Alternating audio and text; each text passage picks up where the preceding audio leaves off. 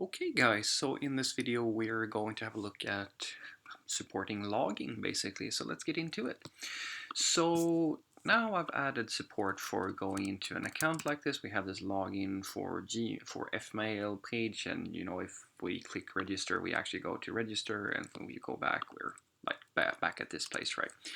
So if we now input our credentials, we will land on our Fmail account, and we will see here that, hey, everything looks pretty much the same, with the added benefit of having this logout button here and a little bit of text that actually tells us which account we are logged in as.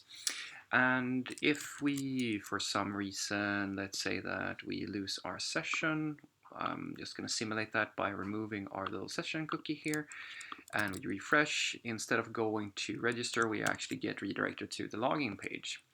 And if I go to, say, an account with any, that doesn't have any content, you'll see that, hey, I'm actually on this account, but there's no content whatsoever. So we have this nice separation, because earlier we didn't have the concept of different users. Everybody was using the same account, the same master account, if you will, and we don't want that.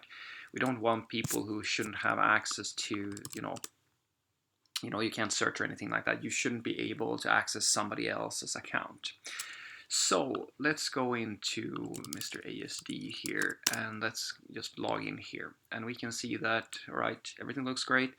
Now we will have a look at the code. So there's a ton of stuff that has happened here. So the first thing I wanted to do was to take a look at my generation scripts that just create some fake data. And as you can see here, what I've done is basically that I have added a input argument which is going to represent the user ID, so that when I instantiate an email I can actually add the user ID to the model, because now I have two models that I need to keep track of. As we touched on earlier, I have an email model and I have a user model, and there needs to be a connection between the email model and the user. So now the email model has a reference to the user ID. And the same thing goes for spam emails, where it's basically the same thing, right? And let's just walk through all of this. We can see now that the email service has a new dependency, which is the user service. And if we have a look at the email service, there's quite a few things that have changed here. Now, most of this is going to be, as you can see here, it's basically just passing in a user ID for the most part.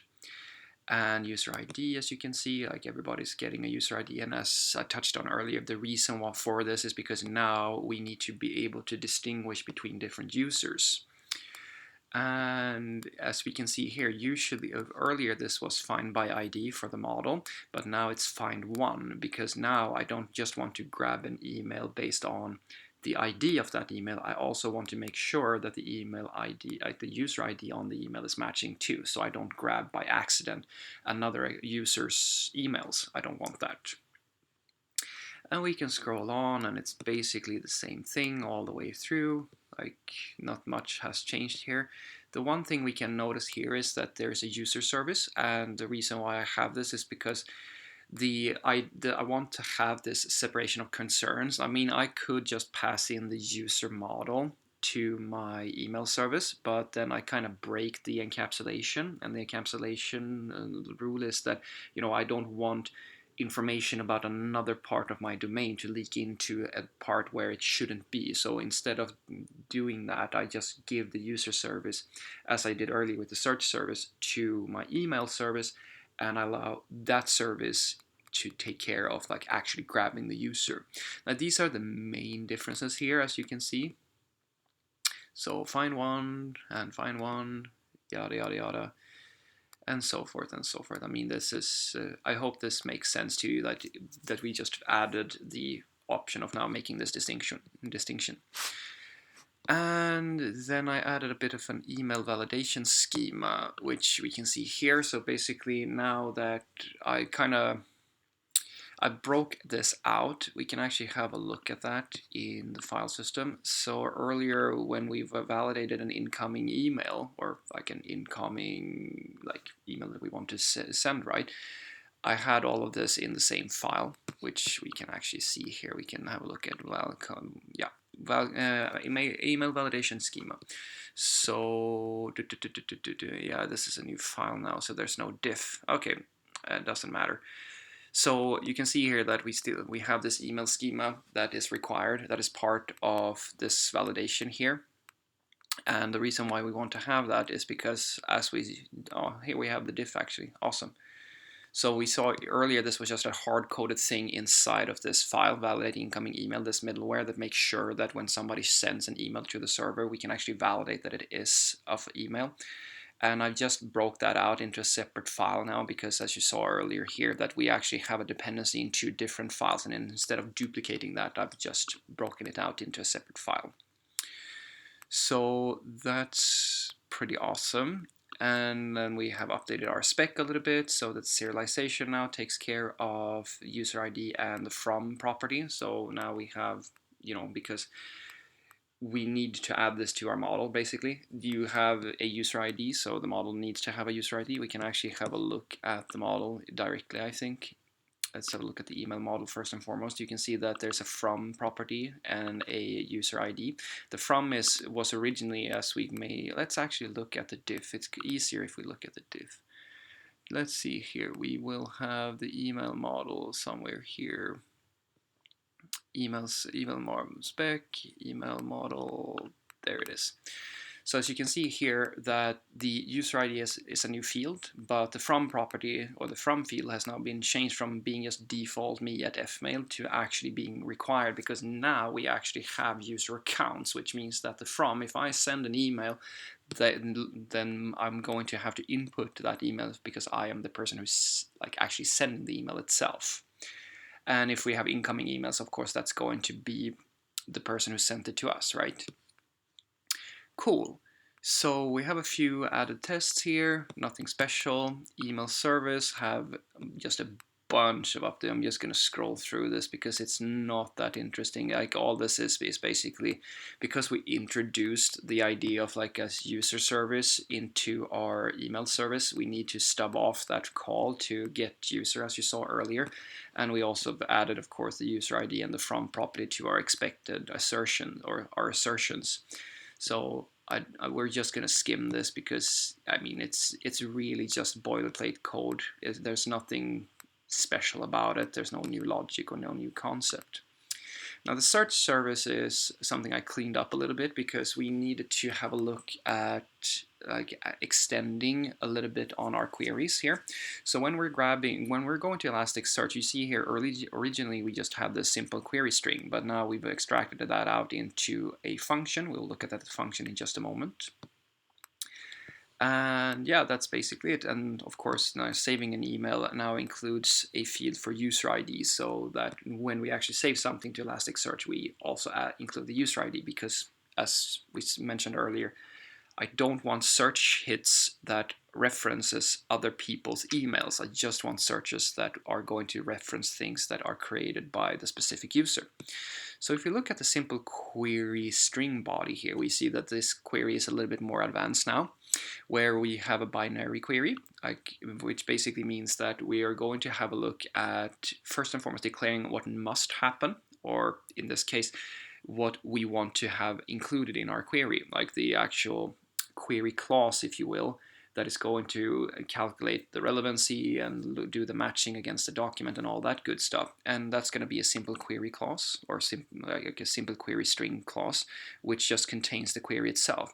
But we also want a filter, which is just a binary thing where it's not going to do any calculations of relevancy or anything like that. It's just going to basically look at the document and say, this matches perfect, this matches yes or no, like are we going to include this in our result set or no? So there's no calculation of relevancy or anything like that. And that's going to be for the term user ID, because the search that we're interested in is the query. That's the thing we want to match. We want to be able to find like strings or anything like that in our query, in our document that this user searched for. But it's a binary thing to just make sure that the user ID field is a perfect match. We just want to make sure that we're only matching against, that specific user's emails. Cool. And then the user service has a little bit of an update here. We see that, hey, we've added this status error thing here because I needed to add a get user and a login function to this. We'll actually look at that in just a moment. because I think it's more useful if we actually look at the email, the user routes first, so the routes themselves, because these are, this is where the whole flow starts.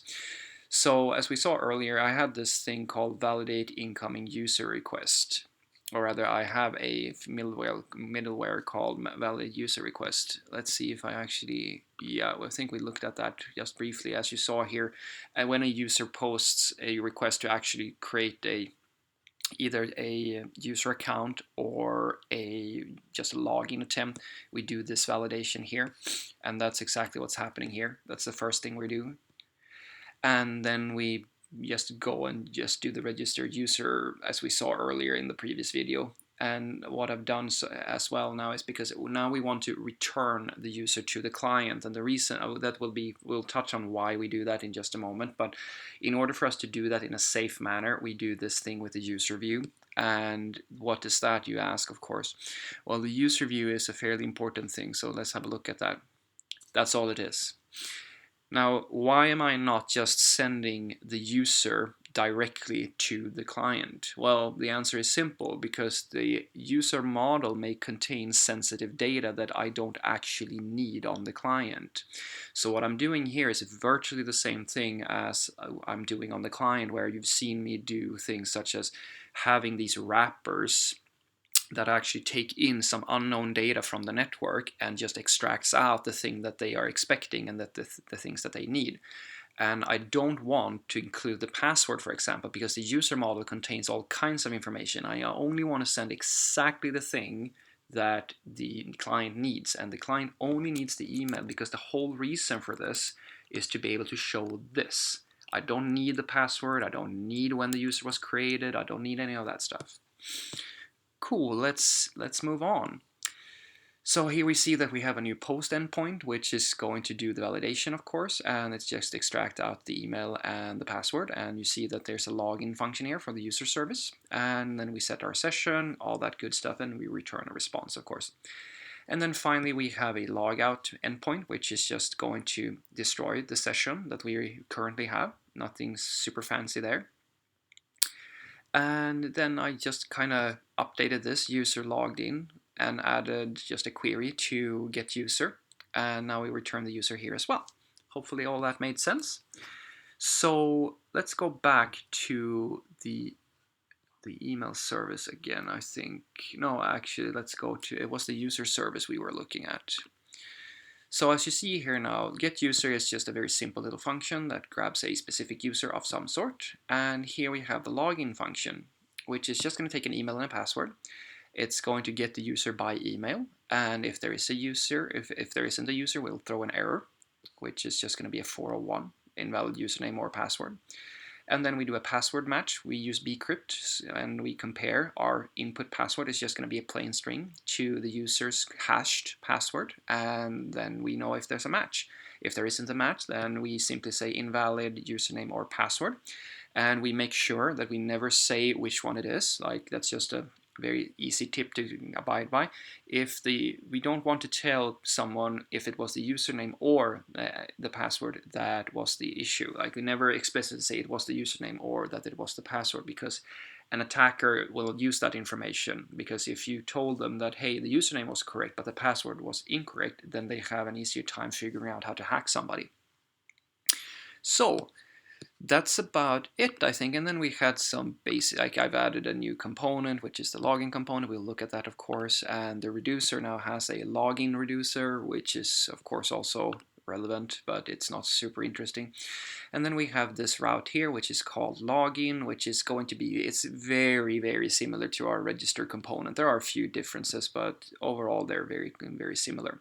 You can also see that our app component now has a container instead of just being the component itself. So we will look at that as well, of course. But let's first look at the app component itself here. So I have added, basically, I've just updated this, as you see here, that originally we had this to do here, which basically says that, yeah, change the login when login page is implemented. And that's exactly what we have done here. Nothing super advanced there. And otherwise, if the status isn't 401, we're simply going to, like, if the the actual login succeeded, we're going to call this new function called onShow with the response from the server. And why this is interesting is because if we have a look here on this new file, we can see that onShow is going to take in the JSON and it's going to dispatch setUser, and that's where that's basically why we want to have this, as you saw earlier, originally when we were at the user routes and we checked if somebody was logged in, we didn't return anything, but now we want to return something, and the reason is because of this. Let's have a look at our Redux state here. And let's actually look at the state here. You see that we have this login concept, and that's where the user is. So in order for us to show this property here, we need to have this. That's basically all, the only reason why we're now sending back something on that call. Because when I refresh now, remember, I need some way of knowing. That's why we have this isLoggedIn call, because every time I refresh the page, I need to make sure that before the application actually is shown to the user, which is what's happening here, I need to be sure that, or rather have a way to actually verify that the user is in fact actually logged in, as you see here, is logged in. And if they're not, we redirect them. Otherwise, we need to actually get a user element back, or the user back from the server, so that we can actually show that email. So that's why that is happening. I hope that made sense. Anywho, headers, yes. So the header component has gotten a onLogout function, which is basically just going to call onLogout with the history object. And this is fairly, I hope this makes sense, like this is just this header email. This is where we actually get that field. This is exactly, that's what you're seeing here. Let's close that down. That's the property right there. So that's what we're passing in here. And then we have the header logout button, which is just going to reference like this, like on click, it's going to call this function up here, which is just going to prevent the default behavior and just call this magical method that we will look at in just a moment. So that's this button over here. Right, let's look at the header container. That's changed quite a bit as well. So now we actually have a state, as we saw earlier. So state.login.user.email, which is going to be the email property. And then on logout, you see here that we actually make a fetch call to the logout, and basically if the response isn't okay, we do this, this dance again where basically we throw an error if something went wrong, and otherwise we're simply going to redirect the user to the login page. And yeah, that's about it really. And then there's some small updates to the CSS. The inbox container, I actually had a look at this. This is growing to be quite big, so I might have to refactor this in the future, but I noticed that I had made a mental mistake where I didn't actually check if any of these responses were okay. And if I need to throw an error in order to actually get to this catch clause that is going to show the alert, I just added this logic here to make sure that we're not showing some weird error, because if there was actually an unauthorized error, we saw like actual JavaScript errors, but that's not what we want. We want the server error if there's an issue with the response. And then we have the login component, very small little form here. That's basically the thing we saw earlier. This is just where I input the information and that's about it really. I see here that I forgot to actually, that's actually correct. So this is the register button. Cool.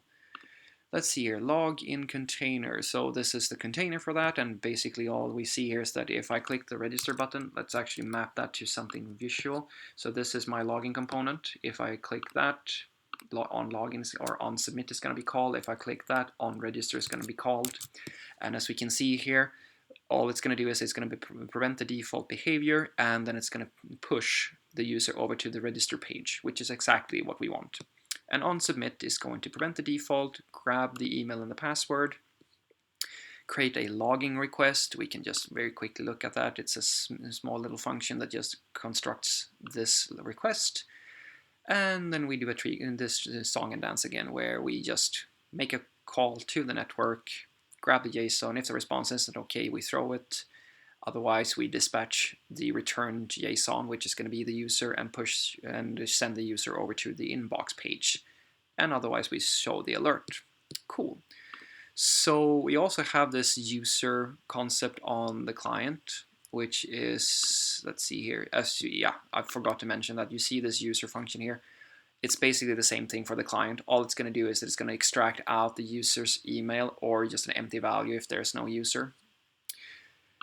And then we have some login CSS, nothing super fancy there. Login actions for setting the user, login events for just dispatching to our login reducer, and our login reducer is super simple. It's just going to be set user, and then it's going to just copy over the values. Nothing super fancy there.